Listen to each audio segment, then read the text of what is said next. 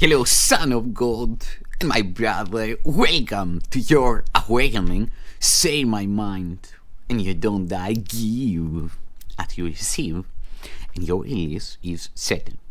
Today's idea is the part 4 of the series, the undoing process, the dispelling of the ego, the dispelling of the illusion, and the name of this teaching is These Thoughts Do Not Mean Anything.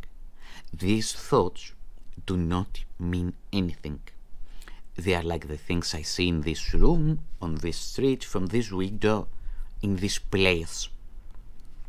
Unlike the preceding ones, these exercises do not begin with the idea for the day. In these practice periods, begin with noting the thoughts that are crossing your mind for about a minute.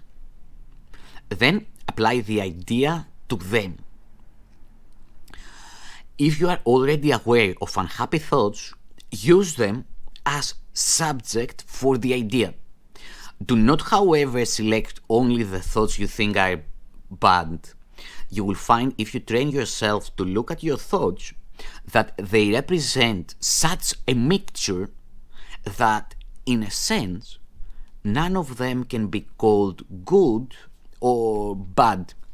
This is why they do not mean anything.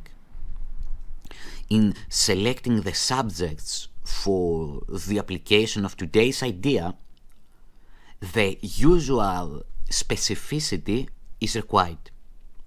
Do not be afraid to use good thoughts as well as bad. None of them represents your real thoughts, which are being covered up by them. The good ones are but shadows of what lies beyond, and shadows make sight difficult. The bad ones are blocks to sight and make seeing impossible. You do not want either.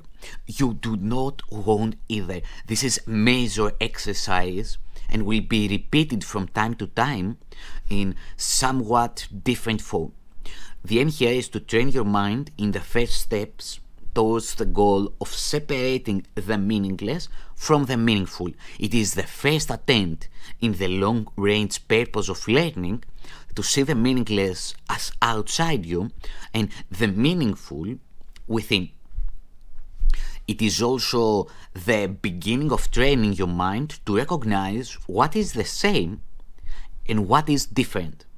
In using your thoughts for application of the idea for today, identify each thought by the central figure or event it contains. For example, this thought about does not mean anything.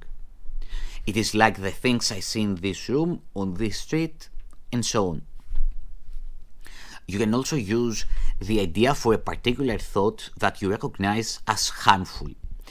This practice is useful, but is not a substitute for the more random procedures to be followed for the exercises. Do not, however, examine your mind for more than a minute or so. You are too inexperienced as yet to avoid a tendency to become pointlessly preoccupied.